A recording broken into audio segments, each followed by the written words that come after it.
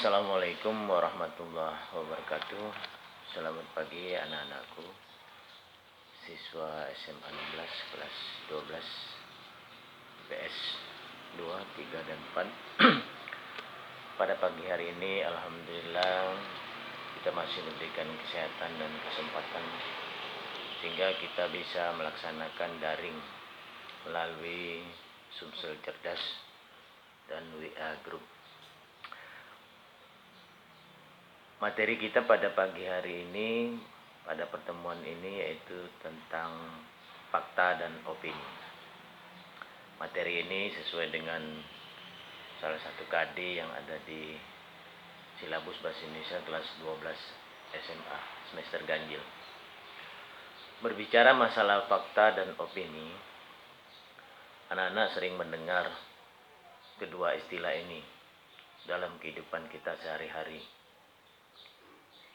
Kedua istilah ini sering kita gunakan dalam berbahasa kita, baik bahasa lisan maupun bahasa tulisan. Kemudian fakta dan opini ini juga sering kita temukan dalam tulisan-tulisan. Karena kedua hal ini, fakta dan opini ini, menjadi bahan penting dalam sebuah tulisan atau di dalam kita berbahasa lisan.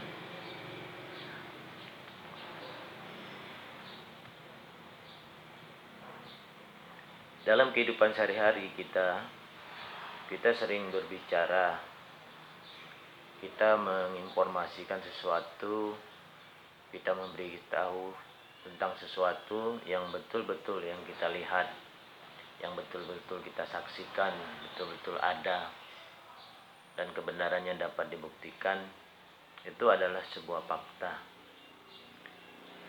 Sedangkan kalau kita berbicara mengenai pendapat kita, argumen kita, persepsi kita yang memang kebenarannya belum tentu dapat dibuktikan, ini disebut dengan opini. Nah, lalu bagaimana cara kita menentukannya pada kesempatan ini, mana yang bersifat opini atau mana yang bersifat fakta? Yang pertama, saya ingin menjelaskan dulu pengertian fakta secara definitif. Fakta adalah pernyataan yang menampilkan situasi real dari sebuah masalah ataupun kejadian. Karena hal inilah bisa dikatakan bahwa kebenaran sebuah fakta sudah terbukti atau sudah teruji. Di dalam kata fakta tidak ada lagi pendapat antara orang yang satu ataupun yang lain. Yang ada hanyalah situasi nyata yang memang telah dibuktikan atau telah terbukti atau telah terverifikasi. Kemudian kalau kita merujuk kepada pengertian opini, opini adalah suatu sikap atau pendapat seseorang mengenai sebuah persoalan atau keadaan yang pernah maupun sedang terjadi. Jadi kalau pernyataan sikap kita, mungkin kita menyatakan setuju, tidak setuju, benar, salah, kurang benar, kurang baik, dan sebagainya. Nah, opini antara satu orang dengan orang lain cenderung tidak sama, sebab dipengaruhi pola pikir. Contoh, seseorang yang mempunyai pola pikir dengan seseorang yang tidak punya pola pikir. Misalnya kalau dia berbicara, kalau dia menggunakan bahasa, kita ambil contoh dalam situasi pagi ini. Nah, kalau seseorang yang mungkin pola pikirnya bagus, dia mengatakan, kalau kita tanya tentang situasi atau cuaca pada pagi hari ini, mungkin kalau orang yang bernalar, dia akan mengatakan seperti ini. Berbicara masalah cuaca, memang di Indonesia cuaca tidak menentu, apalagi akhir-akhir ini. Bisa panas, bisa dingin, kadang hujan, tidak menentu. Nah, berkait dengan cuaca pada pagi hari ini, cuacanya cukup baik, segar, dan sejuk. Tapi kalau orang yang mungkin pola pikirnya, dia akan langsung, pagi ini sejuk. Jadi pola kalimat seperti itu yang membedakan pola pikir seseorang untuk menyampaikan opininya mengenai situasi dan kondisi. Ciri fakta, yang pertama memiliki data yang akurat. Data yang akurat itu maksudnya datanya jelas terhadap suatu peristiwa. Misalnya menyatakan bilangan, tanggal, waktu kejadian maupun hal-hal yang sifatnya yang bersifat data. Yang kedua, bersifat objektif. Bersifat objektif itu kalimat fakta yang terdapat di dalamnya bersifat umum dan telah diuji kebenarannya. Diuji kebenaran ini semua pihak menyatakan benar adanya hal seperti itu. Misalnya, berdasarkan laporan ketua kelas, siswa kelas 12 IPS yang hadir pada hari ini berjumlah 23 orang.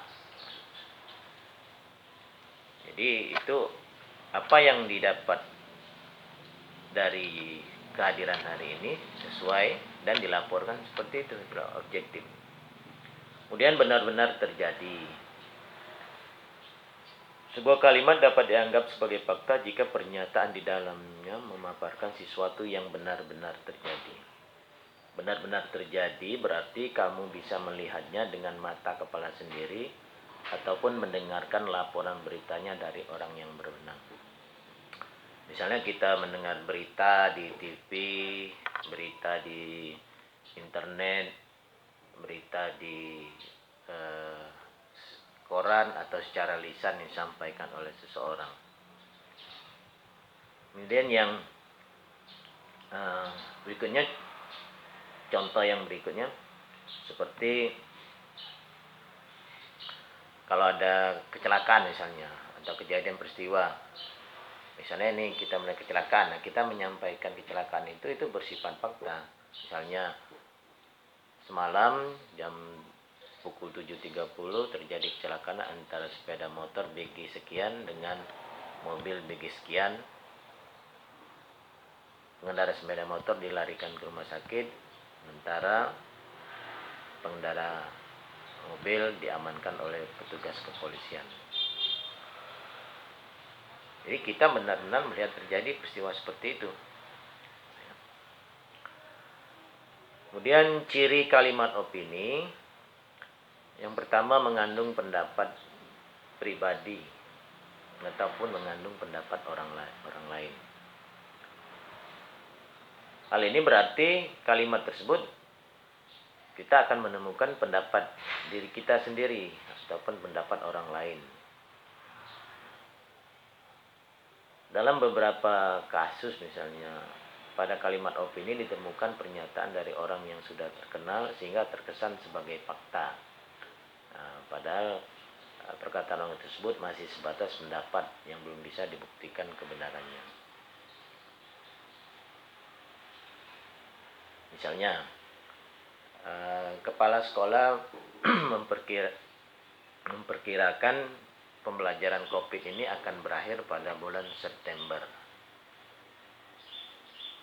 Atau kepala sekolah SMA Negeri 16 memperkirakan pembelajaran COVID ini akan berakhir pada bulan September 2020. Yang kedua, ciri kalimat opini bersifat subjektif.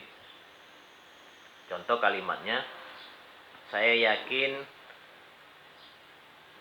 dia berselingkuh dengan pacarnya.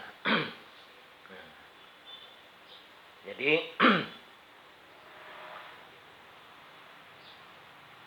artinya hal-hal yang dikemukakannya hanya menurut salah satu pihak. Ya, mungkin